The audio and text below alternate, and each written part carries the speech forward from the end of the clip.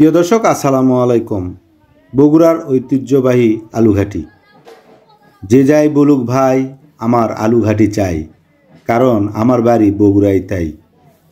যারা এই আলুর ঘাটির স্বাদ পাননি তারা হয়তো বুঝবেন না। জীবনে যারা বগুড়ার লোকের সঙ্গে বসবাস করে, সেটা দেশে হোক বা প্রবাসে, তারাও কিন্তু এই আলুর ঘাটির স্বাদ নিতে ভোলেনি। আমাদের গ্রামের মরহুম আজিজার রহমান ও তার মেয়ের কুলখানির উপলক্ষে ইফতার মাহফিলের আয়োজন করা হয়। সেই ইফতার মাহফিলের তবারক হিসেবে রাখা হয় এই গরু মাংসের আলুঘাটি। তো প্রিয় দর্শক, আপনাদেরকে দেখাবো পুরো আলুঘাটির ফুল প্রসেস, কিভাবে একটা আলুঘাটি আমাদের বগুড়া জেলায় এরকম পাক করা হয়। যেভাবে দেখলে আপনিও পাক করতে পারবেন এই বগুড়ার আলুঘাটি। মাংসগুলো সুন্দর করে ধোয়ার পরে এখানে সকল প্রকার মশলা, যেমন গুঁড়ামরিচ, কাঁচামরিচ, হলুদ বাটা, মশলা বাটা, এগুলো সব কিছু দেওয়ার পরে পরিমাণ মতো তেল দেওয়ার পালা। রান্নাটা একটা শিল্প। আপনি কোনো মশলাই বেশি দিলেই যে তরকারির স্বাদ হবে তা কিন্তু না। এটার একটা পরিমাণ আছে, নির্দিষ্ট মাপ। এই নির্দিষ্ট পরিমাণে সকল মশলা দেওয়ার পরে এই সাসমিনের ভিতরে হাতা দিয়ে সুন্দর করে ম্যারিনেট করে নেওয়া হচ্ছে, যাতে সকল মশলা এই মাংসের সঙ্গে লেগে যায় এবং ভালোভাবে প্রত্যেকটা মাংসের ভিতরে মশলাটা ঢোকে। এই রান্নাটা কিন্তু শুধু শিল্পই না, একটা ধৈর্যেরও ব্যাপার। আপনি খুব ধৈর্য না ধরে যদি পাক করেন, তাড়াহুড়ো করেন, তাহলে কিন্তু আপনার স্বাদটাই হারায়া যাবে। এই যে দেখেন কত কষ্ট করে, কত সময় ধরে একটা মাংসকে এভাবে নাড়ানাড়ি করতেছে। মাংসে দেওয়া মশলাগুলো মিক্সড করার পরে এবার চুলায় দেওয়ার পালা। দুইজন ক্যামেরি ধরে একদম চুলার উপরে সাসপেনটা দিচ্ছে। এখন শুরু হয়ে গেল পাকের। পর্যাপ্ত জাল বা প্রসেসিংয়ের মাধ্যমে একদম সুমিষ্ট বগুড়ার আলুঘাটি তৈরি হয়ে যাবে কিছুক্ষণের মধ্যেই। প্রতিটা চুলার জন্য করে একজন করে পাকানি সহকারী থাকে, তার কাজ জাল দেওয়া। খড়ি চুলার ভিতরে দেওয়ার পরে খড়িগুলো দাউ দাউ করে জ্বলতেছে। কিছু সময় জাল দেওয়ার পর মাংসটা একটু নেড়ে দিতে হবে। তাছাড়া আবার পানি শুকায় গিয়ে যদি নিচে লেগে যায় তাহলে মাংসটা পুড়ে যাওয়ার সম্ভাবনা আছে। আর এই কারণে মাংসটা বারবার নেড়ে দিতে হবে এবং এমনভাবে নেড়ে দিতে হবে যাতে করে মাংসগুলো ভেঙে না যায়, খণ্ড খণ্ড যাতে না হয়ে যায়। দেখেন প্রিয় দর্শক, কত সুন্দর লাগতেছে। মাংসগুলো সম্পূর্ণরূপে সিদ্ধ হওয়া পর্যন্ত জাল দিতে হবে। সম্পূর্ণরূপে সিদ্ধ না হলে আপনার ঘাটির যে স্বাদ সেটা থাকবে না। এদিকে অন্য একটা চুলায় চলছে আলুঘাটি পাকের কাজ। আলুঘাটিকে সুস্বাদু করতে পেঁয়াজ, মরিচ সহ সকল প্রকার মশলা দিয়ে তেলানি দেওয়া হচ্ছে। সাসমিনে দেওয়া মশলাগুলো পরিমাণ মতো জাল হওয়ার পরে সেই সাসমিনে এভাবে ঘাটি ঢেলে দেওয়া হচ্ছে। প্রিয় দর্শক, এই ঘাটিগুলো আলু সিদ্ধ করে ছিলে সকল প্রকার মশলা দিয়ে এই ঘাটিটা প্রসেস করা ওখানে রাখা হয়েছে। এখন শুধুমাত্র তেলানি দেওয়া হচ্ছে, অর্থাৎ ঘাটিকে সুমিষ্ট এবং স্বাদ করার জন্য করেই এই প্রসেস। আমরা অনেকের মুখে বলতে শুনি, সাধারণ একটা আলু ঘেটে দিয়ে একটা ডাল তৈরি করা, তার আবার কিসের স্বাদ?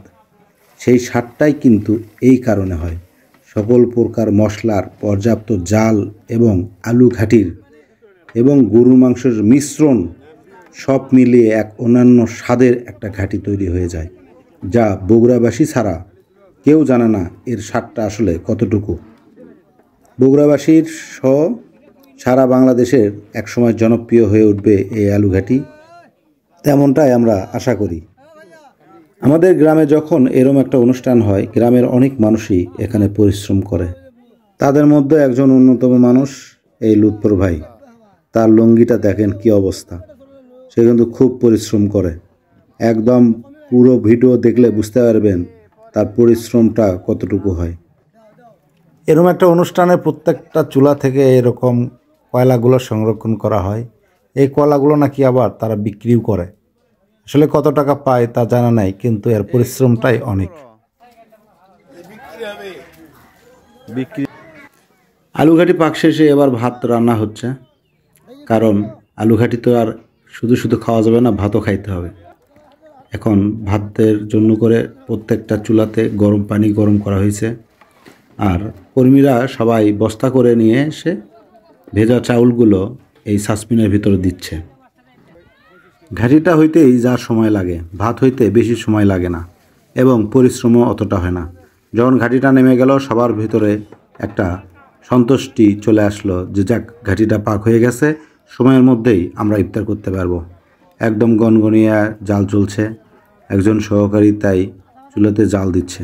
আর এদিকে প্রত্যেকটা চুলাতে এভাবেই লুৎফর ভাই চাউল দিচ্ছে ভাত হওয়ার জন্য করে।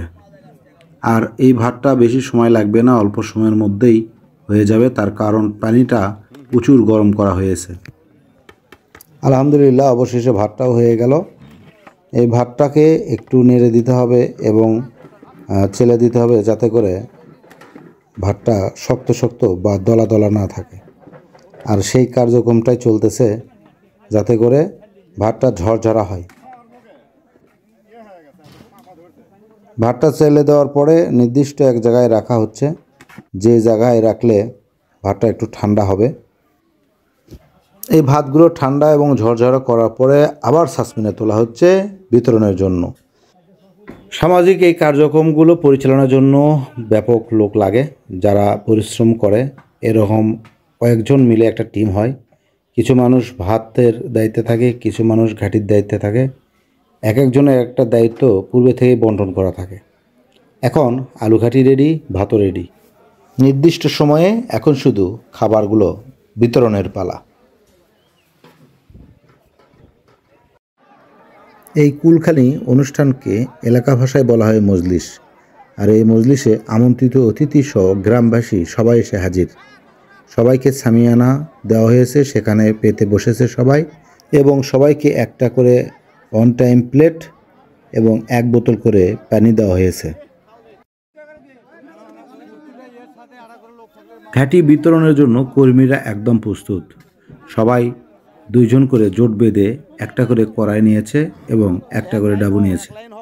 এদিকে সেই কড়াইয়ে ঘাটি এগিয়ে দিতে সবাই একটা করে বালতি নিয়েছে যাতে করে নির্বিঘ্নে ঘাটিগুলো বিতরণ করা যায়।